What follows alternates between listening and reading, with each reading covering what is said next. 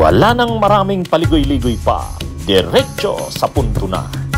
Maiksi lang ang komentaryo, pero diretso sa punto. Maraming kuro-kuro, may tiwali, may totoo. Dito, sa puntong diretso tayo. Punto, diretso. Lalong iiyak nito si Marcoleta. Ha? Lalong iiyak nito. Ha? Bakit? Lalong iiyak si Marcoleta. Bakit? Alam niyo naman nung pagdinig nung isang araw, mga kabunyog nung pagdinig ng isang araw sa DOJ, matindi ang ginawa ni Marcoleta. Hindi na nga nahiya eh. Bakit? Kasi sa Senado, sinalang yung budget ng DOJ. Siyempre, kapag ganong mga sinasalang yung budget ng DOJ o ng anumang ahensya ng gobyerno, ginagamit yan na forum ng mga senador kung gusto nilang i-grill, singilin, gisahin, yun yung mga terms. Ang mga officials ng nasabing ahensya, siyempre, budget ang pinag-uusapan. So, ipapakita mo yung power ng Senado na kailangan nyo kaming seryosuhin, huwag nyo kaming baliwalain, lalo na ako si senador ganito ganyan.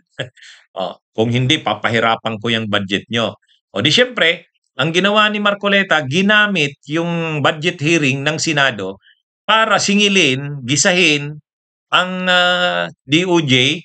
Sa dami ba naman ng issue na gigisahin niya ang DOJ? Alam nyo kung ano? Diskaya pa. Hindi naman para sa bayan yun eh. Para kay Diskaya yun eh. Hindi natin maintindihan bakit sobra ang niya dito sa mga Diskaya na tila nag-aabogado na siya. Sobra pa nga sa pag-aabogado. Kaya maraming nakapansin nun eh.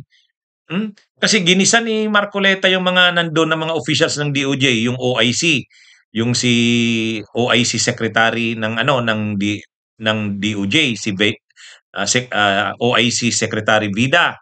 Tapos si DOJ Yusek Andres, nandun. Kahit nagpapaliwanag yung mga yon, talagang pinipigil ni Marcoleta, pinatitigil kung anong gusto niya, yun ang ini-insist, lalo na doon sa issue ng restitution. Yung pagbabalik ng mga ninakaw na yaman, ini-insist ni Marcoleta saan nakalagay sa batas o saan mang regulasyon na kailangan munang ibalik ang ninakaw na yaman bago mo bigyan ng witness protection.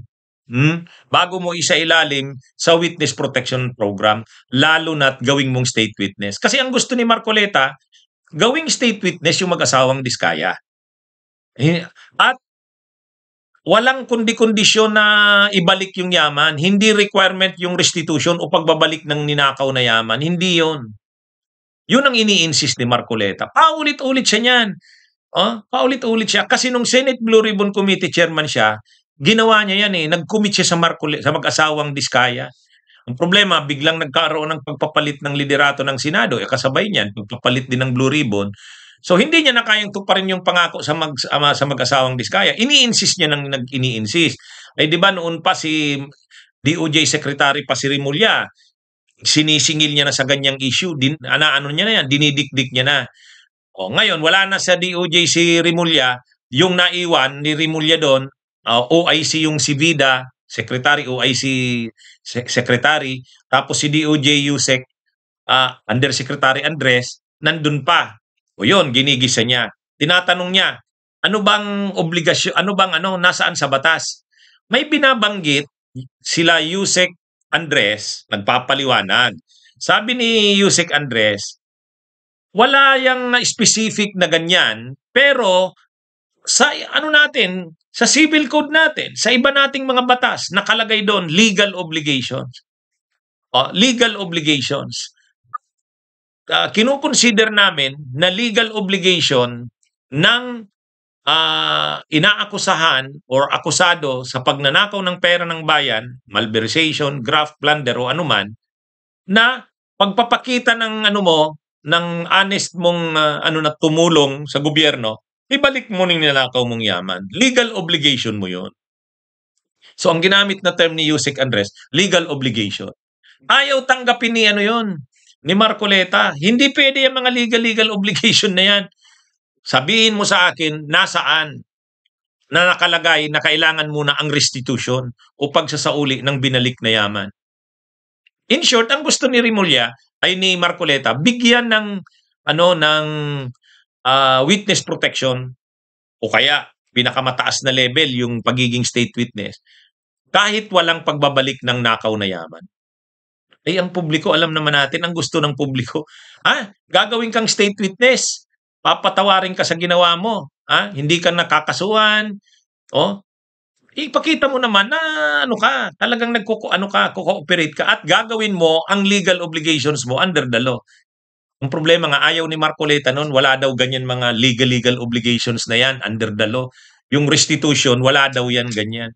Ngayon, sinunod ba si Marcoleta ng DOJ? Ito na yung gusto kong sabihin sa lalong iiyak si Marcoleta. Hindi sinunod. Talagang naglabas ng memo, mga kabunyog, mga kababayan. Ang DOJ ay naglabas ng memo, na kailangang sundin ang legal obligations ng mga sasailalim sa Witness Protection Program. Precisely yung pinapaliwanag ni Undersecretary Andres na kinukontra siya ni Marcoleta. Ngayon, linagay na ngayon. May DOJ statement. Ito. DOJ Press Statement. Section 5, Paragraph D of Republic Act number 6981, the Witness Protection Security and Benefit Act. Yun.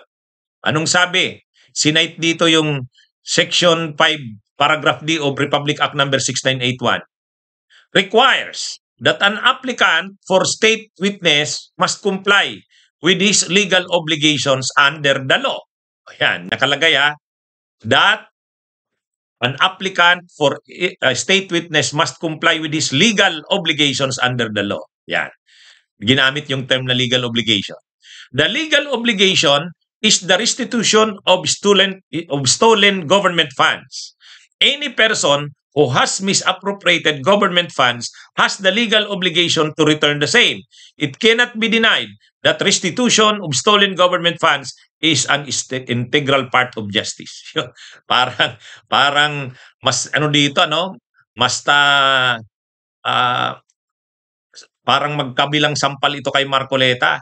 Kung akala ni Marcoleta napasuko niya yung mga officials ng DOJ doon sa Senate hearing, ito hindi, nakalagay na ngayon sa press statement. Ayaw ni Marcoleta yung term na legal obligation. Ito, ginamit. Sabi ng DOJ, kailangan ibalik ang ninakaw na pera sa kaba ng bayan.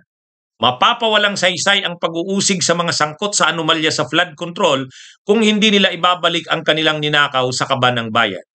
The DOJ will process the applicants as covered witnesses to ensure their protection and continued cooperation.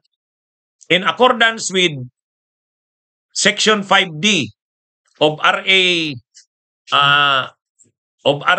6981, the Witness Protection, Security and Benefit Act, the receipt of benefits in their consideration as state witnesses will depend on the totality of the evidence that they will provide, together with the commitment to return the stolen funds as agreed upon in the Memorandum of Agreement to be executed. Ayan. Undersecretary Jesse Hermogenes T. Andres, DOJ Law Enforcement Cluster Head and National Prosecution Service, USEC in charge. So, bakit ko sinasabing iiyak lalo nito si Marcoleta? Ay, pinanindigan talaga ng DOJ kung ano yung sinabi nila dun sa hearing nung Senate. Yun talaga ang kanilang policy. Kailangan mong gawin ang legal obligation mo under the law para bigyan ka ng witness protection program, lalo na't ituring ka bilang state witness. At ang kasama sa legal obligation na yon, ang restitution. Kung ang kaso mo ay pagnanakaw sa pera ng bayan. Kaya napakalinaw napakalinaw nung ng DOJ. Pinagbigyan ba yung gusto ni Marcoleta na wag i-consider yung restitution na requirement bago gawing state witness? Hindi.